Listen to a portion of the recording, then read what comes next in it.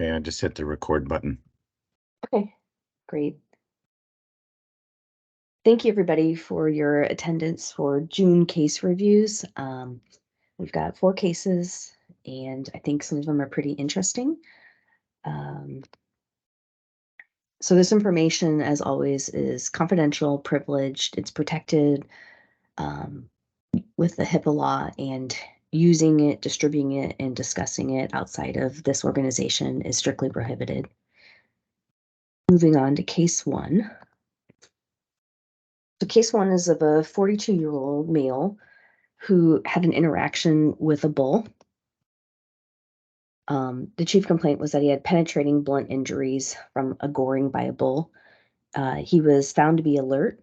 His airway was open. He was protecting it. He was pink. He was warm. He was diaphoretic, and there were open lacerations that there were minimal bleeding coming from that.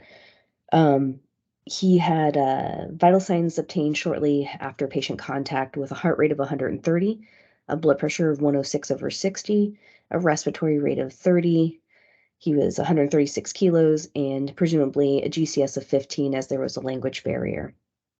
Past medical history unknown, meds unknown, and that witnesses reported that he was attacked by a large bull. I don't believe I gathered it from the EMR, but I believe that he was an employee working at this site. So contact occurred at 1924. Vital signs, as I mentioned earlier, and an IV was established 18 gauge. They found him supine in a pasture. At 6 minutes, they put him on a non-rebreather. And because of his injuries, he received 2 grams of TXA and a second line was established. According to the documentation by the EMS crews, the life flight was initiated early on. They found that he had multiple lacerations. There was a 2-inch puncture wound to the left chest with some surrounding ecchymosis. His breath sounds were clear to auscultation bilaterally. He had a 6-inch laceration to the left lower quadrant with bowel protruding out of it.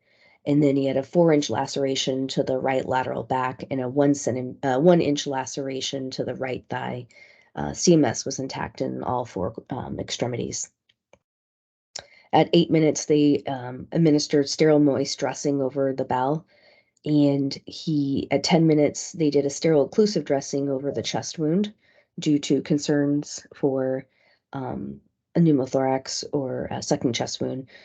At 14 minutes, they got another set of vital signs, heart rate 138, blood pressure 96/52, respiratory rate of 30, SpO2 on that non-rebreather was 100%, and GCS reportedly at 14.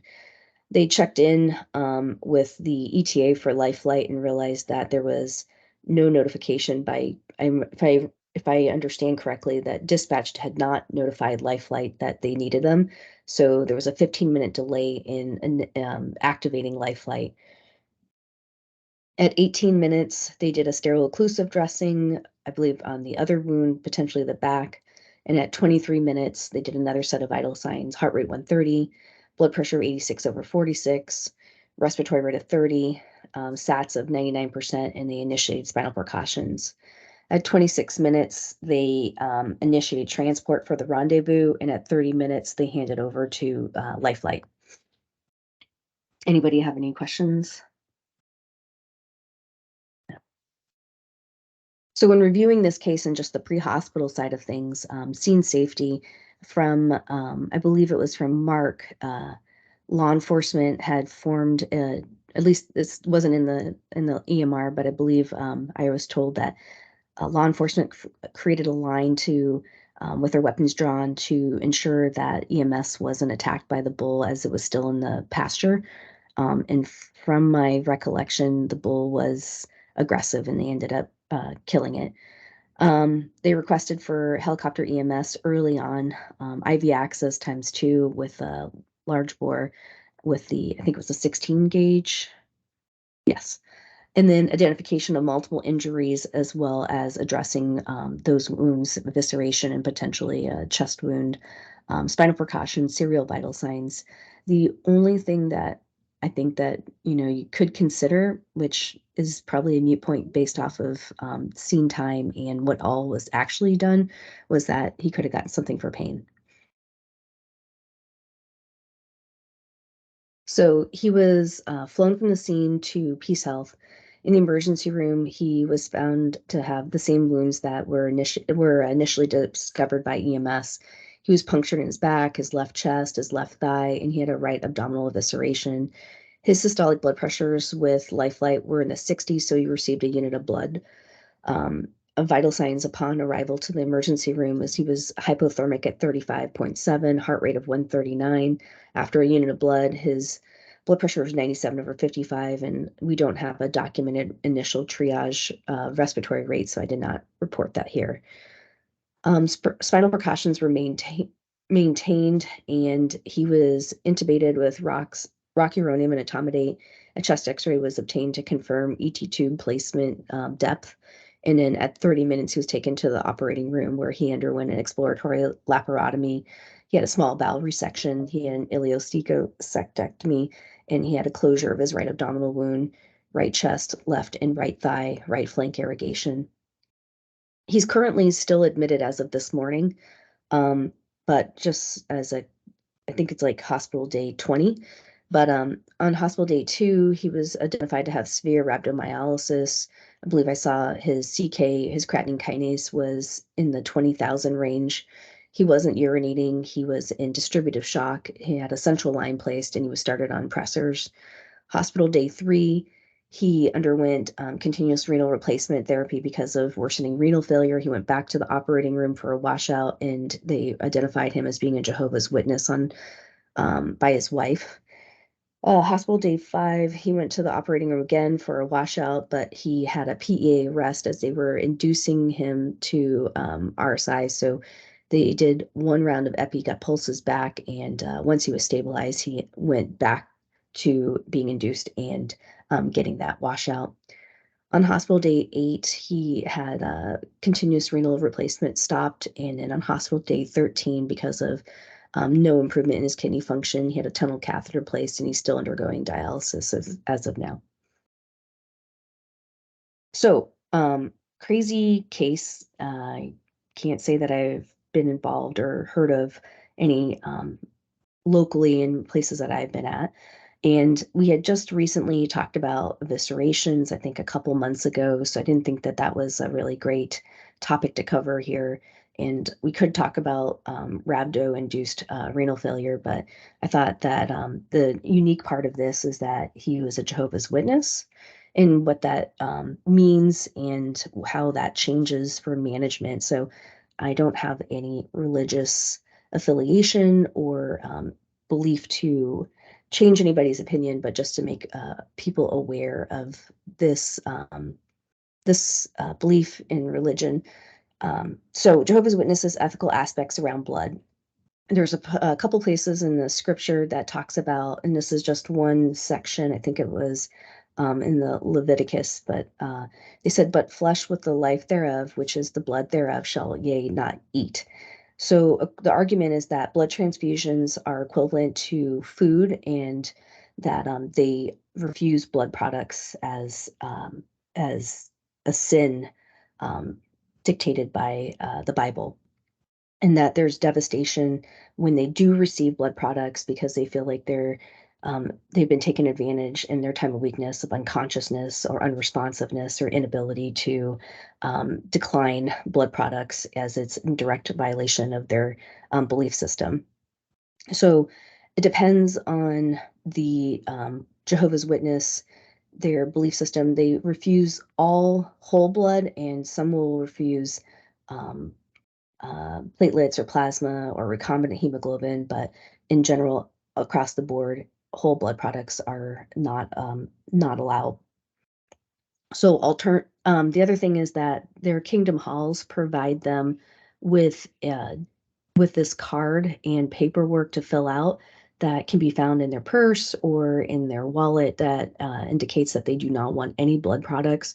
They may actually also have like a sticker on their on the outside of their wallet or inside their wallet. They may have a keychain or a necklace that also has some type of indication for no blood and further details listed in their wallet regarding the signed form that they have. In that once it's identified that a patient is Jehovah's Witness and determining what they're agreeable with in regards to partial blood products or whole blood products, not an option, but potentially partial blood products um, or their own blood saved and in the cell saver and given back. But once the determination of what is acceptable gives them an idea of what the options are for that patient. So if it's a predetermined surgical need that is not an emergent, they can pursue bloodless surgeries. Obviously, if they do go under surgery, they'll do everything, traumatic, and they are known to be a Jehovah's Witness. They'll do everything they can to reduce the amount of blood loss. The other options is to increase their body's own production of red blood cells.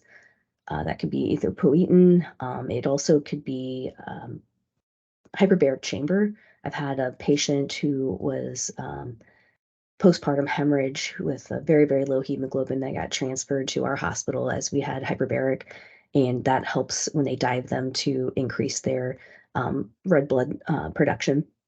And then reducing blood loss, increasing oxygen delivery. There's some hemoglobin binding oxygen therapies, like I think it was Hemopure is what I was reading about.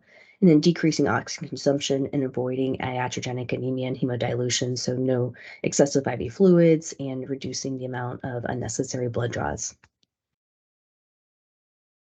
All right, moving towards our protocols.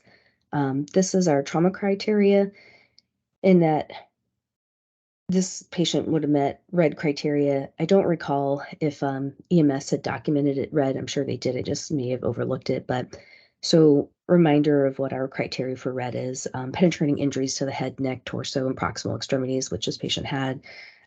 Skull deformity, suspected skull fracture, not present in this patient. Suspected spinal injury with new motor or sensory loss. um, chest wall instability, deformity, or suspected flail, suspected pelvic fracture, suspected fracture of two or more proximal long bones, crushed, glove, mangled, or pulseless extremity, amputation proximal to the wrist or ankle, and active bleeding requiring a tourniquet or packing. Mental status and vital sign changes. As a reminder, they're unable to follow commands as they have a low GCS. Their respiratory rate is poor or fast. So this patient, if you recall, had a respiratory rate above 30, room air pulse ox less than 90, and then we have a couple of age determinants for blood pressure and heart rate. And then TXA, correct me if I'm wrong, that we're moving to not just North Country, but Camas. Is this going to be across the board TXA protocol or just in those two locations? So far, the discussion is North Country Camas is mostly because of transport time and the tech rescue team. Okay. So this patient received TXA. Let me interrupt Sure. at that point. My intention is that we would go to TXA for everybody as on this next series of things. I think that got missed somewhere in the translations, but we're already on board at North Country, Camas, and the tech rescue team, and there's no reason not to go to everybody. But we may have to delay it till the December rollouts. Thank you for clarification. So everybody pay attention because this will be in our protocols for all. So its indication or its effects are to produce an antifibrinolytic effect by inhibiting activation of plasminogen to plasmin, so it decreases the bleeding once a clot has formed. Indications would be penetrating or blunt trauma associated with signs of significant hemorrhage. So not just that there's a hole or that there's a trauma, but you also suspect shock or massive bleeding. It has to be a new incident, so less than 3 hours. excuse me, just so you know, I do not have COVID. Systolic blood pressures have to represent shock, so less than 70, or heart rates greater than systolic blood pressure, or both, and a GCS between 3 and 12 with reactive pupils. Contraindications is hypersensitivity, suspected stroke, PE, or MI. Trauma has been greater than 3 hours, as it's been questionable about being harmful after if a prolonged presentation with administration. And then any drownings, hangings, or GCS less than 3, and then chest compressions that have occurred. Precautions, it can cause hypotension with rapid injection. And then some people, I guess, have reported that they've gotten giddy. It can also cause some dermatitis, nausea, vomiting, diarrhea, and blurred vision. Anybody have anything that they want to add to this or ask about? Just one other question. What was the difference in transport time for air versus ground? I don't know if I can say where this call occurred. Can I? Is that okay? Yeah. Yeah, sure. So this was a North Country call. I don't know how far it was, if it was like in their outer portions. If there's anybody with North Country on right now that can speak to how long it would have taken to transport them by ground.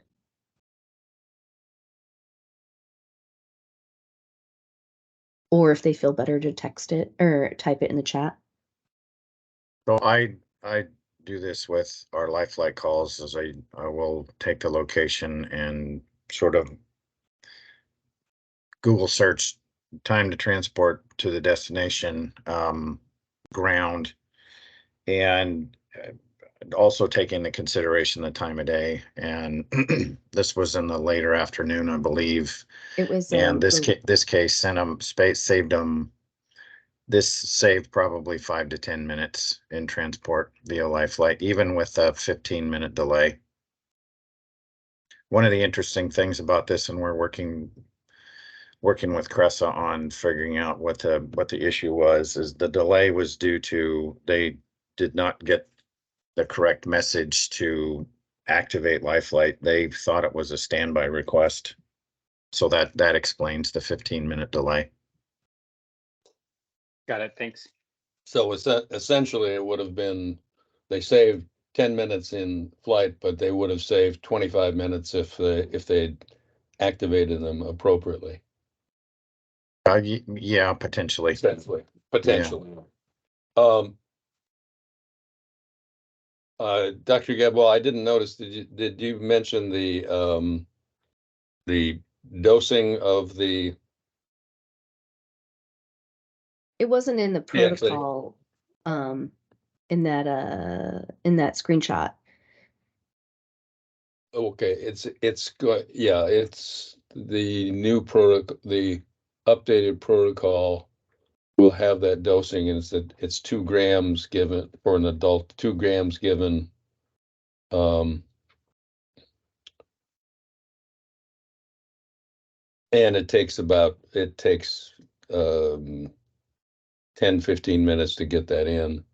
And that's actually going to be replace any dose given in the hospital.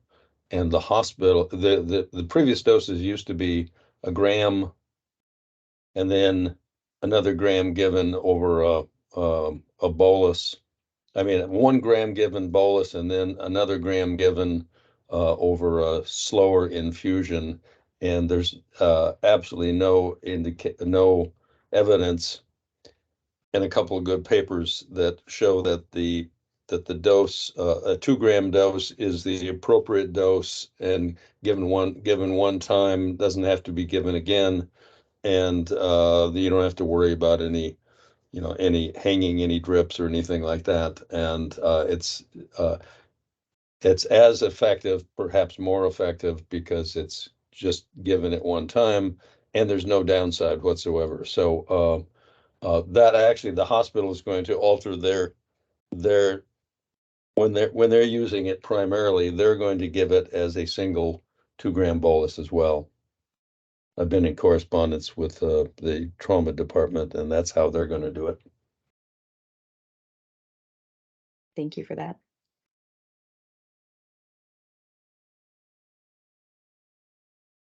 So moving on to the second case, unless anybody else has anything else to add, is a 28-year-old male found unresponsive. Actually, I shouldn't say that. Found in bed is what I believe. So EMS had documented him as a possible stroke and altered mental status, although he was dispatched out as a sick case. He was found to be alert. His airway was open and he was protecting it. He was noted to be pale, cool, and clammy.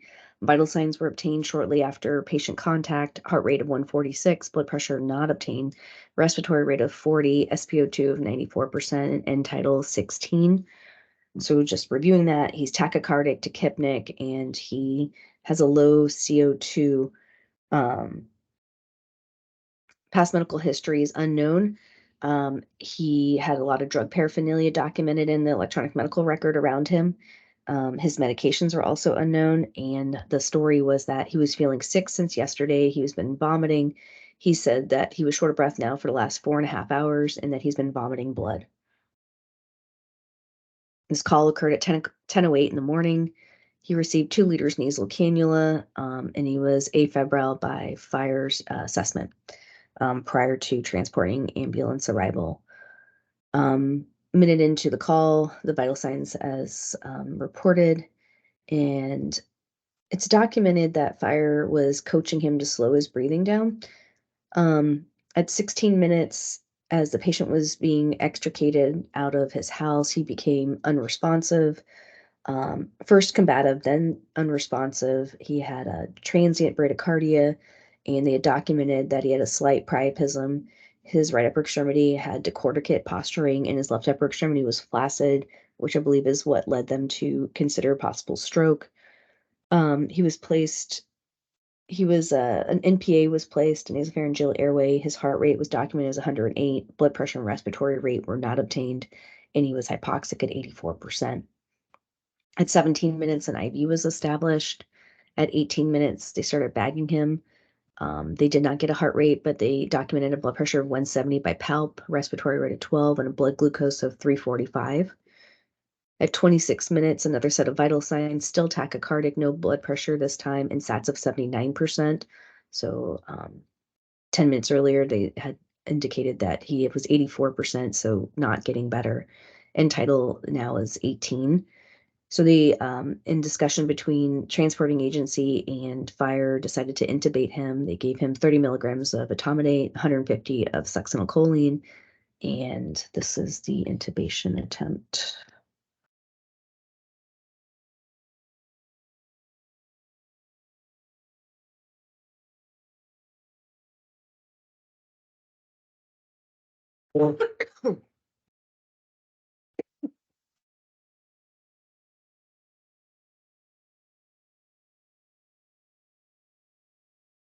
Excuse me.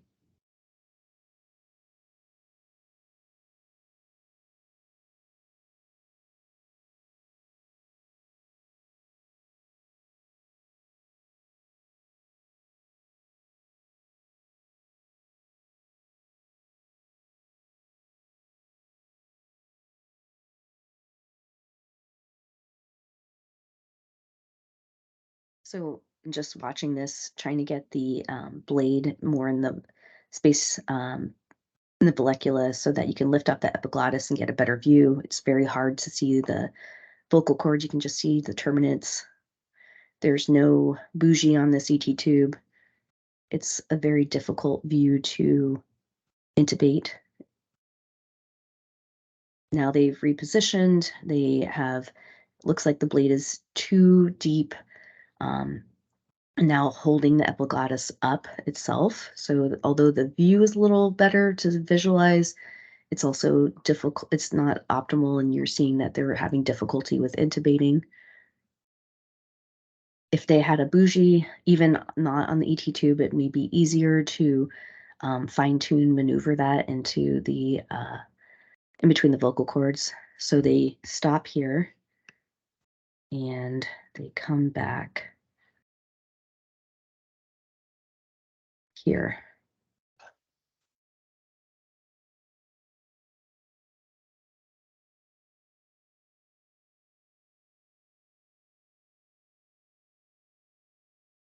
You know what the VL was on this? Was this a McGrath? I think it's a McGrath.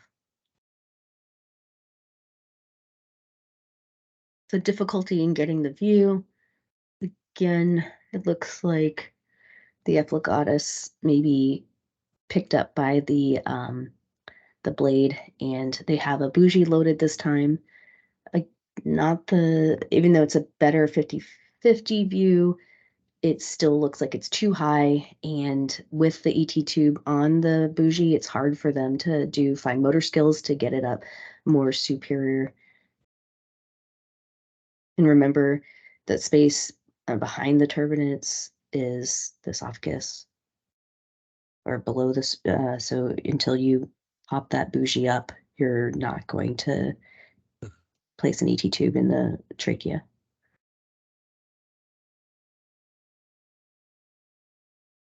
There we go. Mm-hmm. So they placed the ET tube, but my feedback is that keep the video laryngoscope in the mouth until you pull the bougie or the stylet out, so you can confirm that when you pull the blade out, that the ET tube is in the in past the vocal cords, and that you have it in the optimal space with the indicators, the black indicators on the ET tube.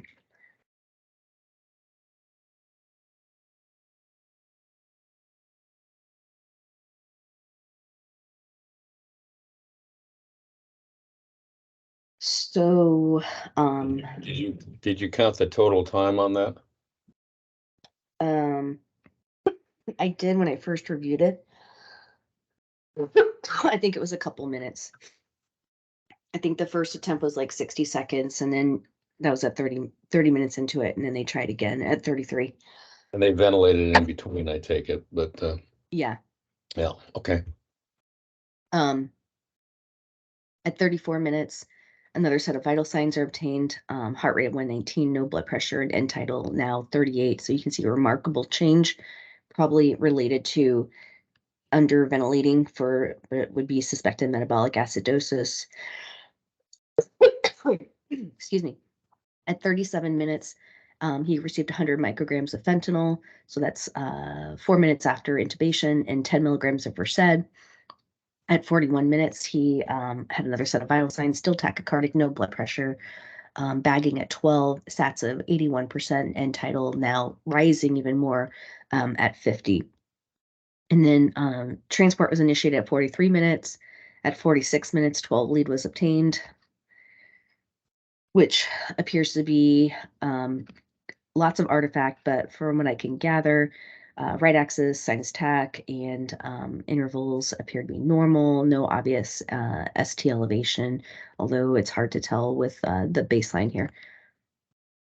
And then he received another 100 micrograms of fentanyl, heart rate of 137, blood pressure 170/82, respiratory of 14. At 53 minutes, an IV is attempted but missed. At 57 minutes, he receives 10 milligrams of Versed. 60 minutes, he gets 100 of fentanyl.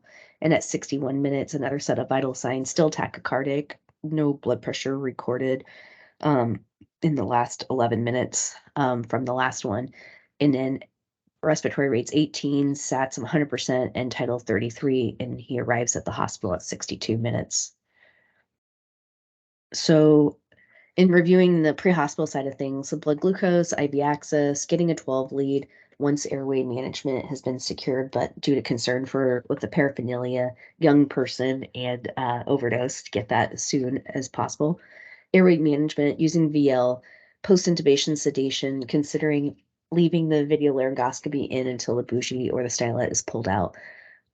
Areas for improvement: vital signs optimized prior to intubation. They missed a blood pressure and SPO. Well, they missed a blood pressure, and his SATs were 79%. We would really be aiming to get his SATs up as high as possible prior to intubation. As we already start off hypoxic, that means that there's a good chance that they'll have a subsequent significant decrease in his SATs that could lead to peri-arrest situation. And using rocuronium over succinylcholine. You've got a patient who's been reporting he's been vomiting for 2 days, and you presume he doesn't have chronic kidney disease, but he could have acute kidney disease, and then using a bougie on the first video laryngoscopy attempt and considering just using it alone if we have enough hands, and it looked like there was enough hands. And then there was the documentation of coaching the patient to stop breathing too quickly, making sure that we recognize that anxiety and metabolic condition is not the same, and that we want to be really careful about coaching patients if they're potentially critically ill and this is their compensatory mechanism. In the emergency room, he had an acute kidney injury, but his potassium was normal. His blood glucose was documented as 453. His initial gas showed that he was acidotic at 7.06, probably why he was hyperventilating or tachypnic. I would probably use the word tachypnic over hyperventilating. Bicarb was 10, lactate was 18.7. He had a significant anion gap acidosis. His hemoglobin was 8.5. His previous one was normal range, and which was 13, 14. His white blood cell count was 16.1, which is elevated. They placed an oral gastric tube in because he was intubated and a lot of blood came out of his stomach. He became hypotensive, and they initiated massive transfusion protocol based off of concern for a significant gastrointestinal bleed. GI was consulted. He was admitted to the ICU for upper GI bleed. He was found to have a Mallory-Weiss tear that was identified by endoscopy and repaired by endoscopy. His hospital course was complicated with alcohol hepatitis and alcohol withdrawal, and he was discharged on hospital day number 3. So a great case to talk about the vomiting in patients and how it can be pretty substantial. So a Mallory-Weiss tear is a tear in the longitudinal portion of the esophagus. It's usually induced by forceful vomiting or retching. So more frequently associated with patients that are alcoholics, but something to consider when we have our hyperemesis patients, like our marijuana ones. The incidence of Mallory-Weiss tears is up to 15% of upper GI bleed patients. And then the risks are heavy alcohol use, history of hiatal hernia, and it's more likely to be present in patients under the age of 40. The patient may present with reports of vomiting blood. They may have some epigastric discomfort, or they may complain of some back pain. And then the diagnosis is suspected based off of the history provided, the history and the social history, and then confirmed by endoscopy where they see a tear longitudinal in the esophagus. Management is similar to most things: ABCs, vital signs, IV access, initiating them on a proton pump inhibitor, so anti-acid medicine, giving them nausea medications, and then do an endoscopy so that they can be treated with either directed epinephrine to the area, or they can coagulate that thermocoagulation, clip it or band it. And then if it's very severe, they may need to embolize the area or perform surgery. So just reviewing our protocol that I think would probably be most appropriate to this patient's presentation besides RSI is altered mental status. This patient was altered per EMS and then became unconscious. So universal precautions, checking a glucose, and if there's an overdose with respiratory depression, consideration of naloxone, but this patient was never bradypneic or apneic. Anybody have any thoughts, questions, points that they'd like to talk about in this case? No, I agree with what you said. Just one other trick. I mean, this is a physiologically difficult airway because of the acidosis and the hypoxia. If you take that bougie and curl it really tight before the intubation attempt, you can get that little bit of extra anterior curl to help make that turn. That's a good point. Thank you for bringing that up. I don't know about any of you guys, both physicians and non-physicians on this call. If I'm using a bougie, I use it without an ET tube just because I like the dexterity of not having something weighing it down. But it's really about what your comfort is and what you find to be successful with. And it's obviously nice to have the ET tube already on the bougie, but if you find that you are more successful in one way over the other, definitely use the way that you're successful, as you may only get one good view, one good attempt. Yeah, I agree. Awesome. We'll move on to case 3. Case 3 is of a 17-year-old female. EMS gets contacted for an unconscious overdose patient. She was found unresponsive. Her airway was open. She was apneic. She was cold, pulseless, and there was no active bleeding, but blood was found in her nose. Vital signs prior to arrival were documented as zeros throughout. Past medical history is that she had a history of depression and a recent diagnosis of celiac disease. Her meds were none. And the history provided was that she had a verbal altercation the night before with her mother that led to resolution. Mom saw her last at 2200. They found her this morning with an empty bottle of Dilaudid, which I believe was like a father's Dilaudid, and then an empty bottle of Tylenol. Mom initiated CPR for about 18 minutes until transporting agency arrived. First on scene was fire. They did they bagged her, they used Nigel, they used Lucas, they had her on N-Tidal, they gave her a liter of fluids, and she got 1 milligram of epi. Call initiated around 5:58 in the morning. She got another milligram of epi at 1 minute, and at 4 minutes, she had another set of vital signs documented as 100, no blood pressure, respiratory bagged of 14, SATs of 72%, N-Tidal of 63, which could be, as in this case, an indicator of impending ROSC, and then blood glucose of 128. At 6 minutes, she did get ROSC, and at 9 minutes, subsequent vital signs showed that she had a heart rate of 95, blood pressure of 82/35, respirs of 14, SATs of 95%, N-Tidal of 59, and a 12 lead was obtained. I don't have a picture of the 12 lead for you guys, unfortunately. At 12 minutes, they tried to get a second line, but that was unsuccessful. At 16 minutes, she had a heart rate of 86. They don't document a blood pressure, but it's presumed that she still had one. A respiratory rate of 14, SATs of 100%, N-Tidal of 38, and they initiate transport at 17 minutes to PCEP Southwest. At 22 minutes, she gets suctioned. At 24 minutes, another set of vital signs, just a heart rate at 80. SpO2 of 100, and a second IV is established. And then at 26 minutes, they elect to intubate her with video laryngoscopy, no meds, successfully. At 32 minutes, she has a heart rate of 72. She has continued but worsening hypotension. At 64/32, respirs of 12, SATs of 100%. And at 38 minutes, they initiate her on norepi, and she arrives at the hospital.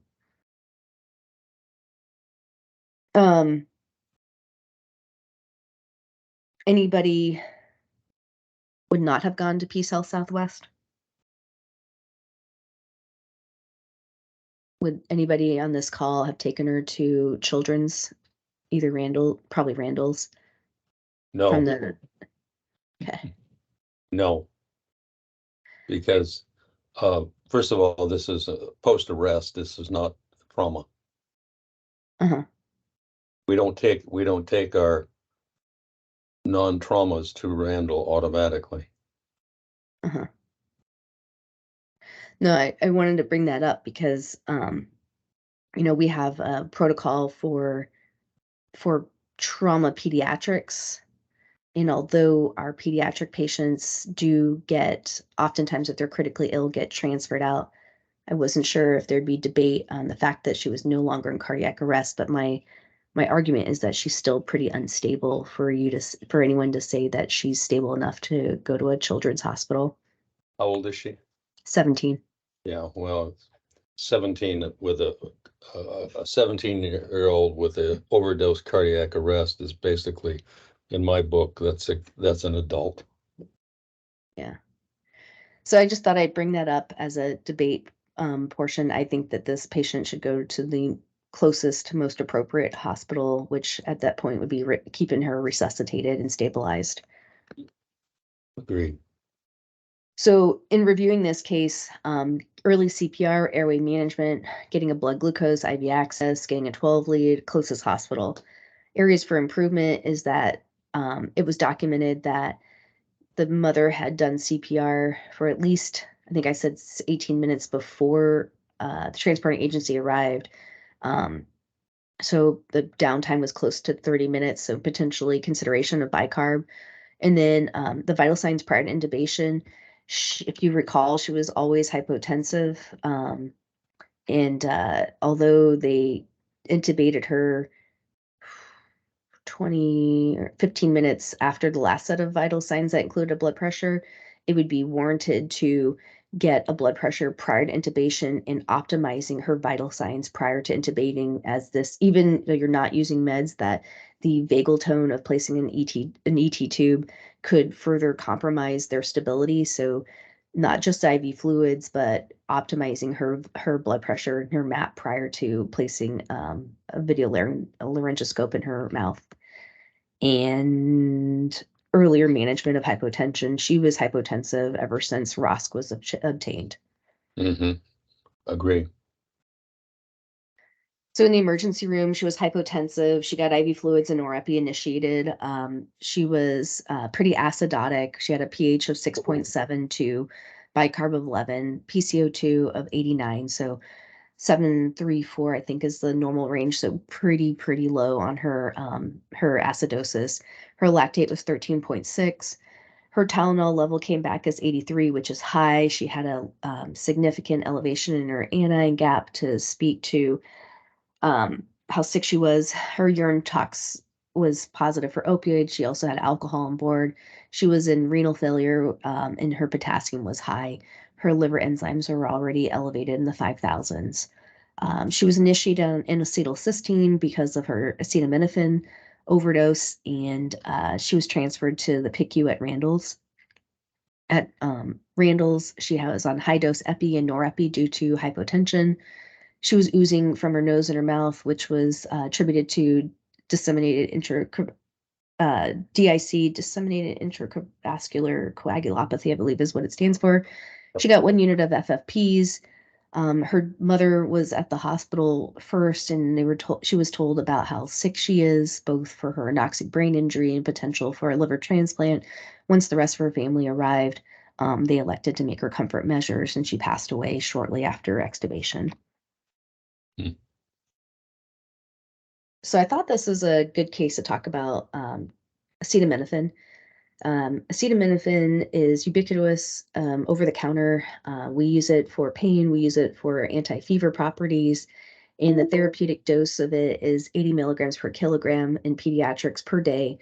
And for adults, it should be no more than 4,000 milligrams per day. It's rapidly absorbed by the GI tract when ingested, and peak concentrations occur at 4 hours if they're immediate release formulations. It's metabolized by the liver. So in looking at this diagram, not to make you guys chemists, but just to talk a little bit about it, acetaminophen here is going to be at therapeutic doses. 90% of it is metabolized into sulfate and glucuronide, which is both excreted by the urine or the kidneys. Half of it gets metabolized by the P450 cytochromes into N-acetyl P-benzoquinone or NAPQI, and then it gets conjugated by glutathione so that it can be excreted into the urine, which is the non-hepatotoxic form. But when people take super therapeutic doses, this gets overwhelmed, and the glutathione is not available for the amount of Tylenol or acetaminophen given, so it leads to unconjugated NAPQI, which goes on to form liver toxicity. So in overdoses, it leads to both fatal and non-fatal hepatic necrosis. Most common cause of acute liver failure in the United States, so the key here is acute, 50% of the time, and up to 20% of all liver transplants in the United States is related to acetaminophen overdoses. Once the liver does fail, the mortality rate is 28%. The clinical manifestation is broken up into 4 stages. In the early phase, they may have kind of non-specific symptoms like anorexia, vomiting, and that you may start to see their liver enzymes via blood testing start to rise. And at 24 hours to 72 hours, some patients will have what appears to be improvement of their complaints, although some may actually complain of right upper quadrant pain. And at 72 to 96 hours, we start to see the sequelae of hepatic failure and potentially renal failure and pancreatitis. And at greater than 5 days, you could lead to multiple organ failure. Diagnosis is going to be Tylenol levels or acetaminophen levels at 4 hours if we know when the ingestion was. And there's a Matthew Rumack nomogram to help us with identifying the 4-hour Tylenol ingestion levels, so when to appropriately dose N-acetylcysteine. And then N-acetylcysteine is as is charcoal for binding, but N-acetylcysteine is the ultimate treatment if identified early. So N-acetylcysteine helps replenish the glutathione stores to help bind the NAPQI so it doesn't become hepatotoxic. So you can see here that it helps to sulfonate the Tylenol, that acetaminophen that was administered or taken, and then it works here to help as a precursor for glutathione. It helps in also with the cellular toxicity of the liver. In reviewing our protocols, poisoning and overdoses, we'll be using universal patient care protocol, shock protocols, consideration of altered mental status and management of airway, and then in this case, cardiac arrest management. And then if we think that, in specific to acetaminophen ingestions, if we suspect that they have ingested aspirin or acetaminophen, then activated charcoal may be provided, but it has to be given PO, so they have to be awake and able to protect their airway. I would definitely recommend calling poison control or medical control prior to ensure that it's appropriate to give if you're thinking about activated charcoal. Anybody else have any thoughts, points, questions? I just have one more kind of public health point. We're in the middle of a pediatric mental health crisis. And one way that I've changed my practice recently, I learned that if there's any prescription for any narcotic in the house, the risk of an opioid overdose goes up, and the risk goes up with the quantity of opioids that are prescribed. And so I've started, making it clear on my discharge instructions that it's, take the minimum amount of opioids that you need, and then throw out the rest when you're done with them. And just think about when family members in your houses that you go into, if there are any opioids that are not disposed of, because kids are so impulsive, it can be potentially one of the most dangerous substances in the house. That's a really good point. Lock them up with your guns. Yeah. No, definitely. I think that's a really good consideration, especially as if you don't end up using your prescription, you just put them in a pile with the other pills, and that individual may not even care that it's an opioid. They just be reaching for prescriptions.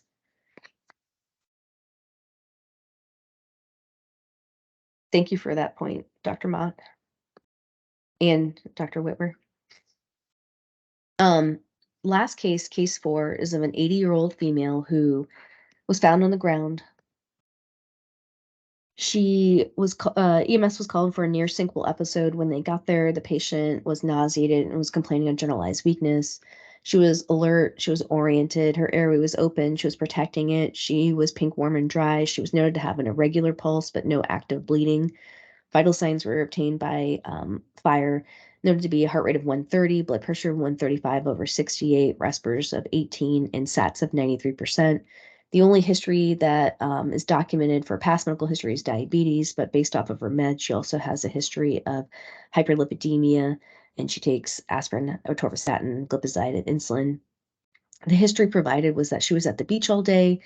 This call occurred in the evening. Was at the beach all day with family, and while at home, she suddenly developed nausea. She went to the bathroom to alleviate her nausea and had a near syncopal episode, lowering herself to the ground. Vital signs were reported to you guys based off of first in, and this call occurred around 21:37. At 9 minutes in, they do get another set of vital signs that are remarkably similar to the first, except for she's a little bit more hypoxic at 92%. EMS reports that she's got generalized weakness and lethargy. At 13 minutes, they get a 12 lead. At 17 minutes, they obtain an IV. And at 22 minutes, they initiate transport. While transporting, she developed increasing lethargy and worsening hypoxia.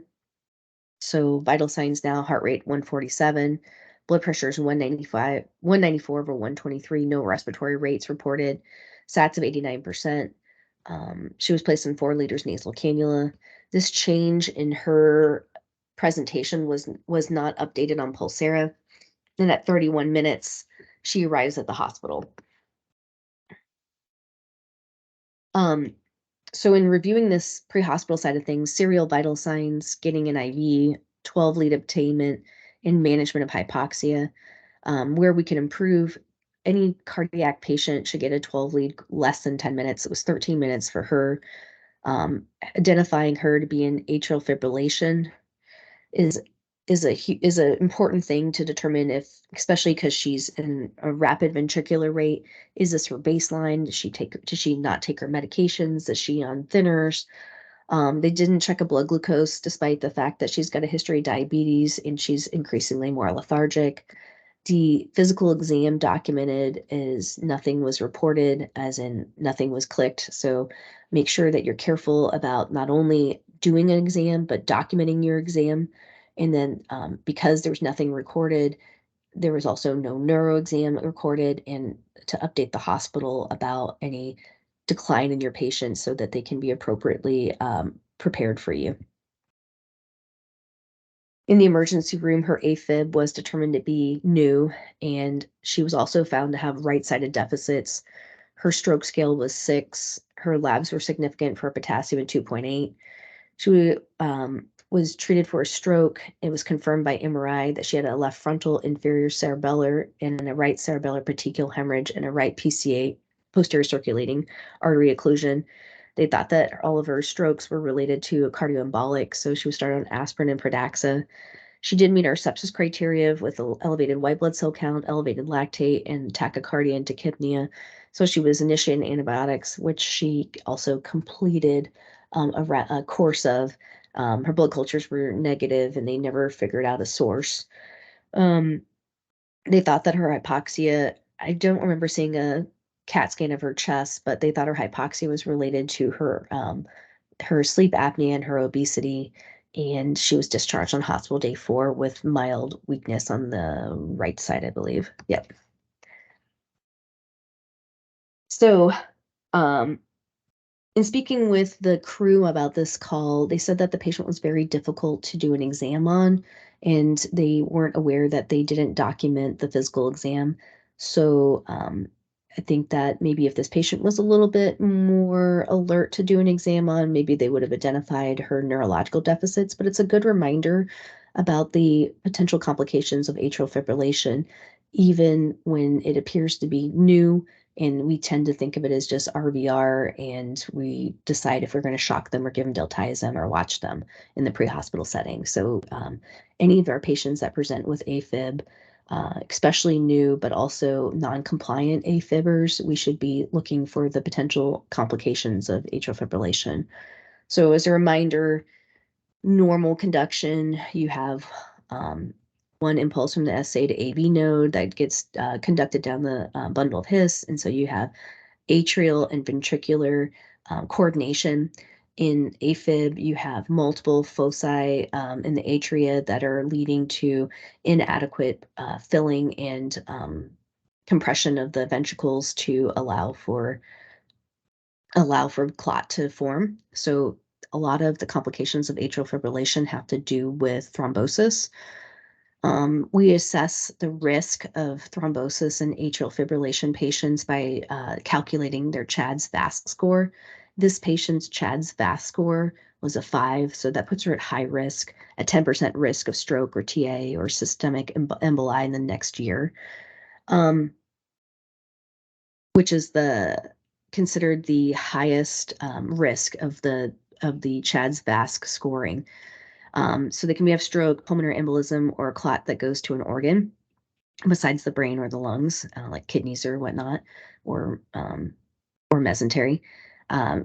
Prolonged atrial fibrillation can lead to heart failure. It can also increase the odds for coronary artery disease, and it also has a correlation with dementia or confusion. So in our protocol, we would probably put this patient into the stable tachycardia section. Treating universal patient care protocol, obtain a 12 lead. Remember, it's supposed to be done less than 10 minutes. She was a narrow complex patient, QRS, and if this was irregular, which it was, monitor patient, considered causes of narrow complex tachycardia, such as sepsis, shock, dehydration. If acute onset of AFib or A-flutter greater than 140, which I believe just a short period of time she was greater than 140, symptomatic but not unstable, you can consider diltiazem, and an alternative would be verapamil. Anybody have anything to add to this?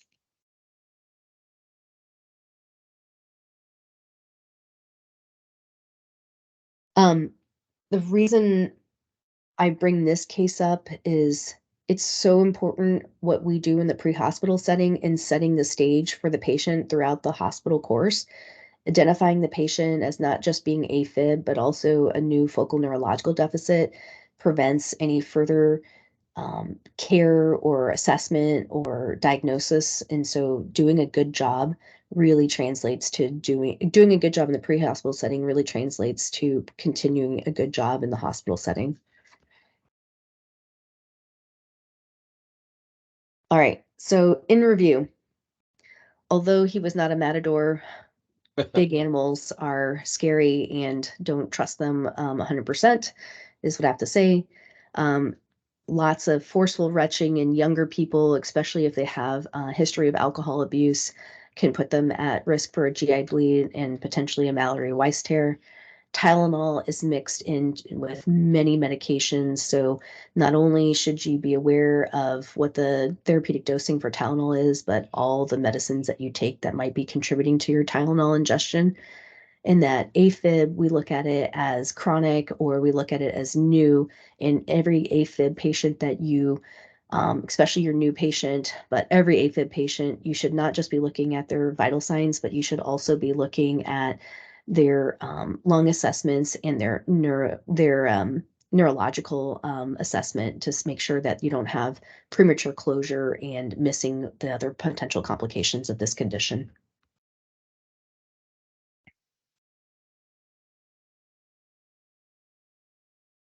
That is all I have for you guys today. Unless you guys have any questions or concerns, you can always email me or ask me in person. Excellent, Dr. Gabel. Thank you. Yeah, thank you. Thanks. Thanks.